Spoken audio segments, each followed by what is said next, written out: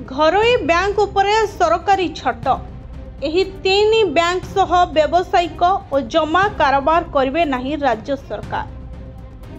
देशर तीन प्रमुख घरोई bank HDFC bank, Axis bank एवं आईसीआईसीआई बैंक सह व्यावसायिक और जमा कारोबार करने को राज्य सरकार सफा सफा मना कर दैछन्ते। तत्काल प्रभाव रे यह लागू होइछे। अर्थ विभाग पक्षरु एने निर्देश जारी होइछे। बैंक मानदंड पूरण न करिबा और गत 2 वर्ष रे सरकारंकर किछि प्रमुख योजना को कार्यकारी करिबारे एही बैंक गुड़िकर खराब प्रदर्शन जोगु एभली निष्पत्ति नेइछन्ति राज्य सरकार।